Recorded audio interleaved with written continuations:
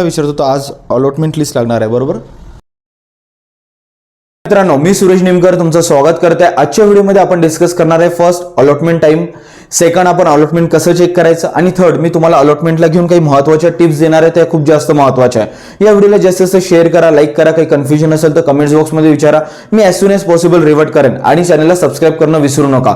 तर चला फर्स्टली आपण डिस्कस करूया अलॉटमेंट टाइम बद्दल. भरपूर तुम्ही व्हिडिओ बघितलेले आहे, कोणीच तुम्हाला एक्झॅक्ट टाइम नाही सांगितलंय. First point. सेकंड, मी पण ज्या विद्यार्थ्यांचे फॉर्म फिल केले किंवा ज्यांना कन्सल्ट केलं ते पण मला वारंवार कॉल करताय, मेसेज करताय आणि म्हणताय सर जेवढ्या MSTCTच्या रिझल्टची भीती वाटत नव्हती त्याच्यापेक्षा जास्त भीती आम्हाला सीट अलॉटमेंटची लागत आहे. तर मी पण थोडी मेहनत घेतली तुमच्यासाठी मित्रांनो. आउट ऑफ द वे जाऊन DT हेल्पलाईन नंबरला कनेक्ट केलं, तुम्ही इथे क्लिप बघू शकता. मला विचारतो तर आज अलॉटमेंट लिस्ट लागणार आहे बरोबर. अलॉटमेंट लिस्टचं जे टायमिंग आहे ते टायमिंग काय असू शकतं by the way. Allotment list संध्याकाळी 7 नंतर डिक्लेअर होईल. संध्याकाळी 7 नंतर डिक्लेअर होईल का. बरं ठीक आहे, धन्यवाद मॅडम.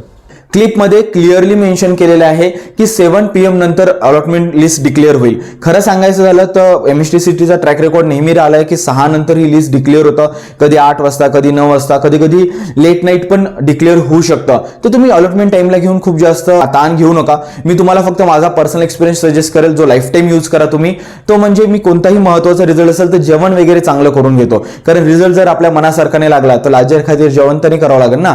तर म्हणून बेसिकली जेवण वगैरे चांगलं करून ठेवा, हा माझा पर्सनल सजेशन राहील. मी तेच करतो, कधी पण कोणता महत्त्वाचा रिझल्ट असेल जेवण चांगलं करून घेतो. रिझल्ट कसाही लागलो, पोट तर भरलाय ना, दिमाग खराब असला तर चालते, पोट खराब नाही ना, तर म्हणून पेट पूजा करून ठेवायची. हा फर्स्ट पॉईंट. सेकंड मित्रांनो, अलॉटमेंट कसं चेक करायचं तर होम मध्ये गेल्यानंतर तुम्हाला दिसतं रजिस्ट्रेशन कॅन्डिडेट लॉग इन. त्याला क्लिक केल्यानंतर तुमचा ॲप आयडी टाकायचा, पासवर्ड टाकायचा, कॅप्चर टाकायचा आणि लॉग इन करायचा आणि तिथे तुम्ही इझिली आपलं अलॉटमेंट चेक करू शकतात. हे झालं सेकंड पॉईंट. थर्ड पॉईंट मी क्लिअर करतो काही टिप्स. तर बघा मित्रांनो, जेव्हा आज अलॉटमेंट लेटर तुमच्याकडे येणार तर तिथे तुम्हाला कुठेही ऑप्शन दिसणार नाही फ्रीज करण्याचं, ऑटो फ्रीज करण्याचं, बेटरमेंट असं काहीही दिसणार नाही. तर घाबरण्याची गरज नाही. मेजरली ही जी गोष्ट रिफ्लेक्ट होईल ही उद्यापर्यंत होऊन जाईल.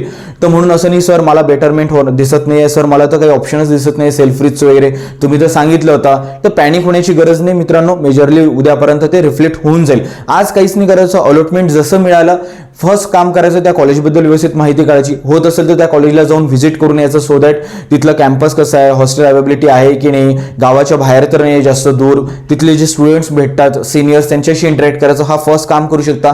सेकंड सगळ्यात महत्त्वाचं काम बघा मित्रांनो, हे जे 3 वर्ड्स आहे किंवा 4 वर्ड्स आहे तुम्हाला कंटिन्यूस ऐकायला मिळेल. एक ऑटो फ्रीज, एक सेल्फ फ्रीज, एक बेटरमेंट और नो फ्रीज आणि नॉट अलाउड.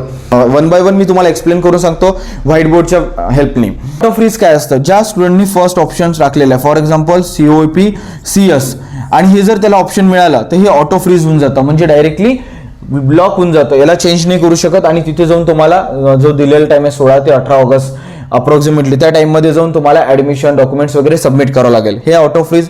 सेल्फ फ्रीज म्हणजे काय असतं स्टुडंट मित्रांनो, बघा COP मध्ये त्याला दुसरी कोणती ब्रँच मिळाली, फॉर एक्झाम्पल मेकॅनिकल, पण तो जे अलॉटेड सीट आहे त्याला सॅटिस्फाईड आहे की नाही मला याच्यापेक्षा बेटर कोणतं मिळू नाही शकत आणि जे मिळालं तेच मला घ्यायचं आहे. माइट बी वर काही चांगले कॉलेज असू शकतात, बट या कॉलेजची हीच ब्रँच स्पेसिफिक त्याला पाहिजे होती. तर ऑफकोर्स तो काय करू शकतो, सेल्फ फ्रीज करू शकतो आणि सेल्फ फ्रीज करून त्याला कॉलेजला जाऊन काय करावं लागेल, रिपोर्ट करावं लागेल आणि आपले ओरिजिनल डॉक्युमेंट सबमिट वगैरे करून ऍडमिशन करावं लागेल दिलेल्या टाइममध्ये.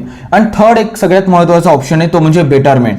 फॉर एक्झाम्पल त्याला COP वगैरे न मिळता असं समजा गव्हर्नमेंट कॉलेज अमरावती मिळालं, अमरावतीची मेकॅनिकल मिळाली, बट त्याला असं वाटलं की मला याच्यापेक्षा बेटर कॉलेज मिळू शकतं, तर तो काय करू शकतो, बेटरमेंटसाठी जाऊ शकतो. म्हणजे no freeze for a betterment. इथे तुम्हाला सीट एक्सेप्टन्स फीस भरावं लागेल आणि पुढे जेव्हा ऑप्शन फॉर्मचं डेट्स येईल तेव्हा तुम्ही त्याला एडिट, ऍड वगैरे सगळ्या गोष्टी रिअरेंज वगैरे करू शकतात. तर हे बेटरमेंटसाठी जाऊ शकतं. आणि थर्ड एक आहे फोर्थ एक आहे ज्याच्याबद्दल आपण डिस्कस करू, नॉट अलॉट.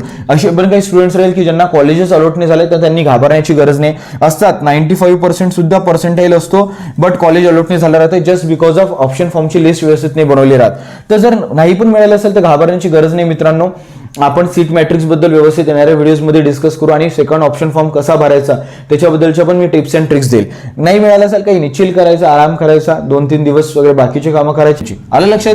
ते या सगळ्या गोष्टी महत्त्वाच्या. जर तुम्हाला काही पण डिफिकल्टीज असेल तर कमेंट्स बॉक्समध्ये विचारा. सगळे महत्त्वाचे व्हिडिओची लिंक्स कमेंट्स बॉक्समध्ये आहे. आणि थर्ड द मोस्ट इम्पॉर्टंट, चॅनलला सबस्क्राईब करणं विसरू नका. व्हॉट्सअप चॅनलला सबस्क्राईब करा, तिथे टाइम टू टाइम मी अपडेट्स करत राहतो. व्हिडिओला बघण्यासाठी धन्यवाद.